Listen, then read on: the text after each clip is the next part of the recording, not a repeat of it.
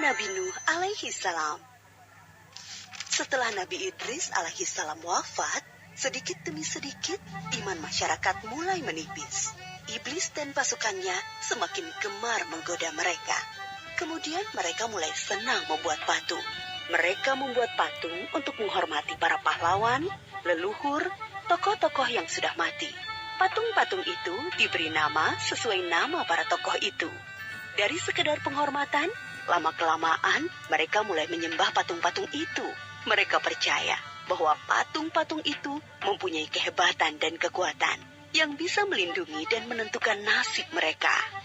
Di antara patung-patung yang disembah itu, ada 5 yang paling mereka agungkan, yaitu Wa'at, Suwa, Yahud, Yauk, dan Nasr. Inilah asal mulanya manusia menyembah patung dan berhala. Tentu saja, ini semua hasil pekerjaan iblis dan pasukannya yang berusaha sekuat tenaga menyesatkan manusia agar tidak menyembah Allah dan masuk neraka bersama mereka. Allah tidak membiarkan manusia tersesat semuanya tanpa petunjuk. Maka Allah memilih Nuh alaihi salam untuk mengingatkan kaumnya agar mereka meninggalkan penyembahan dan berhala dan kembali menyembah Allah subhanahu wa ta'ala. Siapakah Nuh alaihi salam? Nuh adalah cucu dari Nabi Idris. Fisiknya kuat, terbukti dari umurnya yang sangat panjang, sekitar 1000 tahun. Hatinya mulia dan sabar luar biasa. Pikirannya juga sangat cerdas, rendah hati, soleh, dan taat kepada Allah. Nabi Nuh adalah Rasul Allah subhanahu wa ta'ala yang pertama. Sebelumnya, Allah hanya mengangkat nabi-nabi saja. Mulailah Nabi Nuh berdakwah kepada kaumnya. Nabi Nuh mengajak mereka untuk memohon ampun atas dosa-dosa mereka dan kembali menyembah Allah agar tidak terkena azab dari Allah. Sangat tekun Nabi Nuh mengajak kaumnya dengan berbagai cara, dengan terang-terangan di hadapan banyak orang, dengan diam-diam mendatangi seorang demi seorang. Berulang-ulang, siang dan malam, selama kurang lebih 950 tahun lamanya. Tetapi sedikit sekali yang mengikuti seruan Nabi Nuh. Kebanyakan dari pengikutnya ini adalah orang miskin dan pekerja kasar. Jumlahnya sekitar 80 orang. Yakni sebagian besar kaumnya tidak mau mengikuti ajaran Nabi Nuh. Mereka bersikap angkuh dan sombong dengan menutup rapat-rapat telinga mereka jika Nabi Nuh mulai berbicara untuk mendakwahi mereka. Bahkan mereka menantang Nabi Nuh agar mendatangkan azab yang diancamkan oleh Allah subhanahu wa ta'ala. Nuh, sudahlah, berhenti bicara. Percuma, kami tidak akan percaya. Sekarang begini saja, datangkan azab itu pada kami jika kau memang benar. Kami yakin tidak akan ada azab yang menimpa kami karena kelakuan kami. Kau hanya berdusta. Nabi Nuh mengadu kepada Allah tentang pembangkangan kaumnya yang terlaluan. Allah berfirman bahwa memang pengikut Nabi Nuh tidak akan bertambah. Hanya 80 orang itu saja.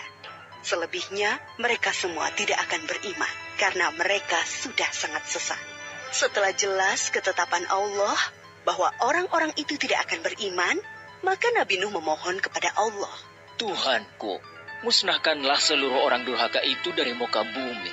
Mereka hanya membuat kerusakan dan melahirkan anak-anak yang durhaka. Kemudian Allah memerintahkan Nabi Nuh untuk membuat kapal yang besar. Pada masa itu ilmu perkapalan belum berkembang dengan baik. Allah mengajarkan ilmu itu kepada Nabi Nuh. Maka Nabi Nuh bersama pengikutnya membuat kapal besar terbuat dari kayu. Kayu itu didapati dari pohon-pohon di hutan di sekitar mereka. Ejekan kaum Nabi Nuh semakin menjadi-jadi. Melihat pembuatan kapal itu terasa aneh bagi mereka. Apalagi mereka tinggal jauh dari laut. Lihatlah, Terbukti bahwa Nuh gila. apa itu? Bikin kapal ya? Untuk berlayar di hutan. Nabi Nuh dan pengikutnya bersabar dan tetap tekun menyelesaikan kapal itu. Akhirnya kapal besar itu selesai. Inilah kapal besar pertama yang dibuat oleh manusia. Kemudian Allah memerintahkan untuk mengumpulkan binatang-binatang Sepasang-sepasang, jantan dan betina, semua diangkut ke dalam kapal bersama orang-orang beriman. Semua keluarga Nabi Nuh, termasuk yang diangkut ke dalam kapal, kecuali istri dan salah satu anaknya, Kan'an. Mereka tidak mau masuk ke dalam kapal. Mereka tidak beriman dan termasuk orang durhaka. Sementara itu, langit menjadi gelap. Angin bertiup kencang, petir menggelegar. Hujan turun sangat lebat. Dari dalam tanah memancar air yang semakin deras. Juga dari dalam rumah-rumah penduduk, dari dapur-dapur mereka. Dengan cepat, air membanjiri bumi. Makin lama makin tinggi, menenggelamkan rumah, pohon-pohon, dan tentu saja orang-orang di luar kapal Nabi Nuh.